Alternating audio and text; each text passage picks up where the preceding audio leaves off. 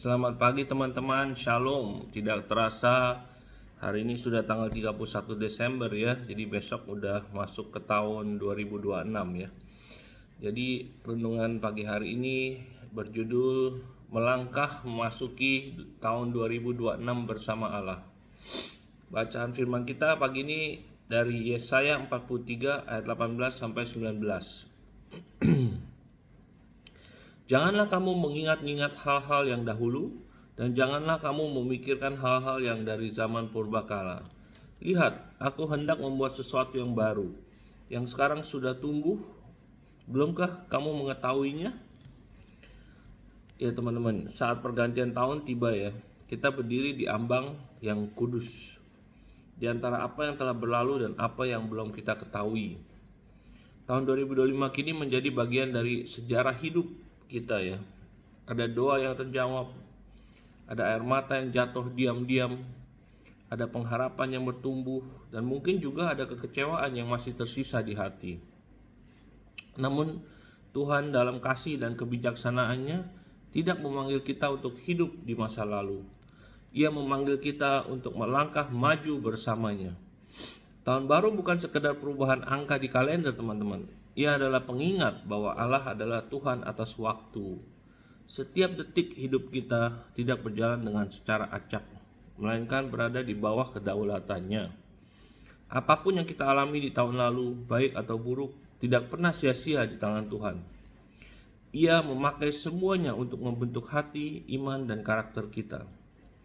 Memasuki tahun 2026, Tuhan tidak menjanjikan bahwa segalanya akan mudah. Ia tidak berkata bahwa tidak akan ada badai, tantangan, atau air mata. Tetapi ia menjanjikan sesuatu yang jauh lebih berharga, penyertaannya. Tuhan yang sama yang memelihara kita di tahun-tahun sebelumnya akan tetap setia berjalan di depan kita, menyertai kita, dan menopang kita. Sebagai manusia teman-teman, kita sering merasa aman ketika semua hal terlihat jelas. Kita ingin tahu apa yang akan terjadi, bagaimana hasilnya, dan kemana arah hidup kita. Namun iman Kristen tidak dibangun di atas kepastian masa depan, melainkan di atas kepercayaan kepada pribadi yang memegang masa depan. Kita mungkin tidak tahu apa yang akan terjadi di tahun 2026, tetapi kita tahu siapa Tuhan yang menyertai kita di setiap langkah.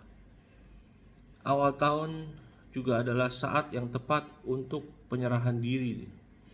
Kita sering datang kepada Tuhan dengan resolusi-resolusi baru, ingin menjadi lebih baik, lebih disiplin, lebih berhasil. Semua itu tidak salah. Namun firman Tuhan mengingatkan kita bahwa perubahan sejati tidak dimulai dari tekad manusia, melainkan dari hati yang tunduk kepada Allah. Ketika kita menyerahkan rencana kita kepada Tuhan, kita sedang mengakui bahwa Dia lebih tahu. Kita belajar untuk berkata, Tuhan, bukan kehendakku, tetapi kehendak-Mu yang jadi. Dalam penyerahan seperti inilah kita menemukan damai sejahtera, bahkan ketika jalan hidup tidak berjalan sesuai harapan kita. Biarlah tahun 2026 menjadi tahun kesetiaan, bukan sekedar keberhasilan. Dunia mengajarkan kita untuk mengejar hasil, pencapaian, dan pengakuan. Namun Tuhan memanggil kita untuk hidup setia.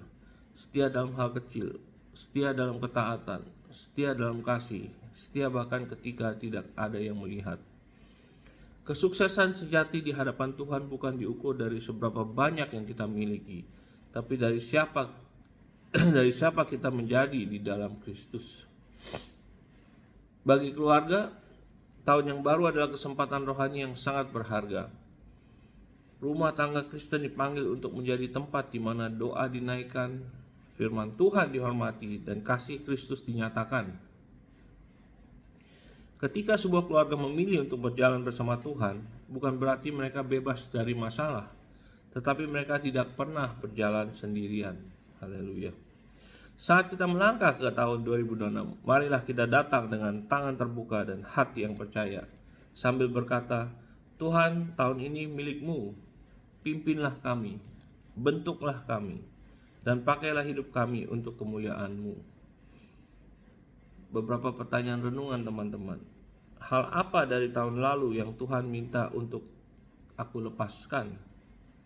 Di area mana aku perlu lebih percaya dan berserah kepada Tuhan di tahun 2026? Perubahan apa yang Tuhan ingin kerjakan di dalam hatiku tahun ini? Mari kita berdoa teman-teman. Tuhan yang kekal dan setia, terima kasih Engkau telah menyertai kami sepanjang tahun yang lalu. Saat kami memasuki tahun 2025, kami menyerahkan hidup kami sepenuhnya ke dalam tangan-Mu. Ambil alih rencana kami, arahkan langkah kami, dan jagalah hati kami. Ajarlah kami untuk mencari Engkau lebih dahulu, mempercayai Engkau sepenuhnya, dan menaati Engkau dengan setia. Biarlah tahun ini menjadi tahun pertumbuhan rohani dan kemuliaan bagi nama-Mu. Di dalam nama Tuhan Yesus kami berdoa. Amin. Amin, saudara-saudara. Oke, kita sampai ketemu lagi besok. God bless you. Have a great Wednesday ya. Bye.